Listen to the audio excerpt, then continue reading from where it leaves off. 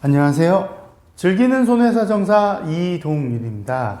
음식점과 같은 영업장 내에서 미끄러짐 사고와 같은 낙상 사고 혹은 시설물의 결함에 의해서 사고가 발생하는 경우에는 어떻게 조치를 하고 어떻게 보상을 받아야 되는지 한번 이야기를 드려볼까 합니다. 영업장 내에서 발생하는 대표적인 사고들이 바로 낙상 사고인데요. 영업장 내를 들어가던 중 점포에 물 청소 후 바닥에 물기가 제대로 닦이지 않아 물이 남아있는 상태에서 손님이 영업장 내에서 보행하다가 이 물기에 의해서 넘어지는 사고가 빈번하게 발생하고 있습니다. 또는 비가 오는 날 다른 손님들이 우산을 들고 점포에 방문하였다가 우산의 물기를 제대로 털지 않아서 영업장 바닥에 물기가 잔존해 있어 미끄러져 다치는 경우도 발생할 수 있습니다. 이와는 별도로 의자나 테이블의 하자 때문에 다칠 수도 있고 아니면 영업장 내 직원의 부주의에 의해서 사고가 발생할 수도 있습니다. 이런 경우 영업장의 관리 주체에게 그 책임이 발생하게 됩니다. 대부분의 영업장들은 영업배상책임보험에 시설소유자 배상책임담보라는 것을 가입하고 있습니다.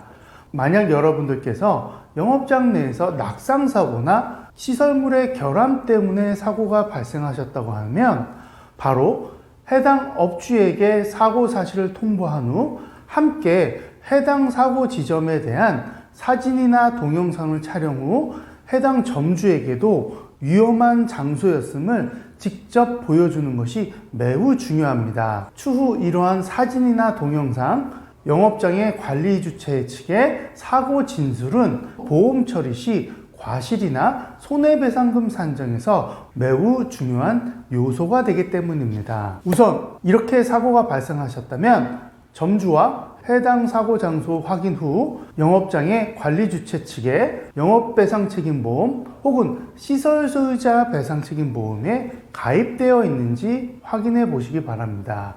이렇게 보험사고가 접수가 된 후에는 보험사에서 영업장의 관리 주체 측과 피해자 측의 연락을 통해 보험 접수 및 해당 사고에 대한 진행 절차를 안내하게 됩니다.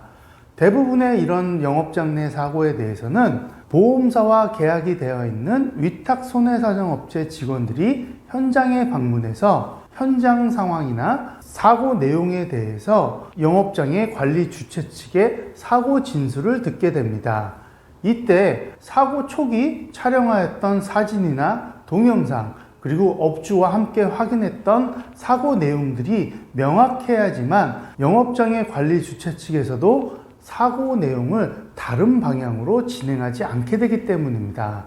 만약 여러분께서 물기에 의해서 미끄러져 다쳤는데 영업장의 관리 주체 측에 이러한 사실을 통보하지 않고 며칠이 지나 통보하게 된다면 영업장의 관리 주체 측에서도 해당 장소에 물기가 있었는지 여부를 알 수 없기 때문에 보험사 측에서 조사를 진행할 때 물기 여부에 대해서 얘기하지 않을 수 있고 혹은 고객의 부주의로 넘어지게 됐다고 얘기를 할 수 있기 때문입니다. 이렇게 된다면 보험사고 진행에 있어서 여러분들은 해당 영업장과 과실 분쟁에 있어서 난항을 겪게 되실 수 있기 때문입니다. 그래서 사고 초기 영업장의 관리 주체 측과 해당 장소에 대해서 확인이 필요하다는 것입니다. 이런 절차를 통해 보험 접수가 이루어지게 된다면 여러분들이 사고 진행에 있어서 사고 경위 때문에 머리가 아플 일은 없으실 겁니다. 사고 내용에 대해서 서로 명확하게 확인이 되었다고 한다면 피해자분께서는 충분한 치료를 받으셔야 됩니다.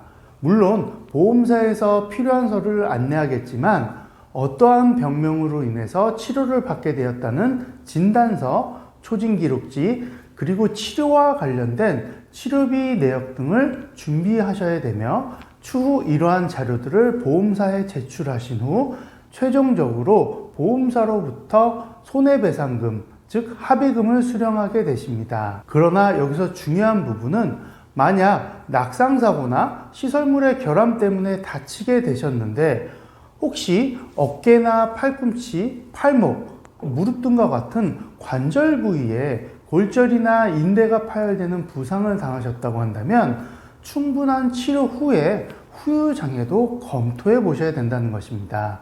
이런 관절 부위의 골절이나 인대 파열은 아무리 치료를 잘 받더라도 관절 운동에 있어서 제한이 발생하는 경우가 많고, 이러한 운동 제한은 한시장애로 평가가 되더라도 후유장애에 대한 손해배상금을 받을 수 있기 때문입니다. 잘 아시겠지만 부상과 후유장애를 통한 손해배상금의 차이는 상당히 크기 때문입니다. 제출하는 후유장애 진단서는 맥브라이드식 후유장애 진단서라는 걸 통해서 해당 신체 부위의 노동능력 상실률을 평가받게 되며, 이러한 노동능력 상실률은 장애 기간 동안 벌어들이지 못하는 향후 소득 감소분을 산정해서 합의금을 산정하기 때문에 여러분들이 생각하시는 금액보다 정말 많은 금액이 될 수 있습니다. 이렇게 평가된 손해배상금을 통해 영업장 측 보험사와 합의를 하게 된 후 보험금을 수령할 수 있고, 이와는 별도로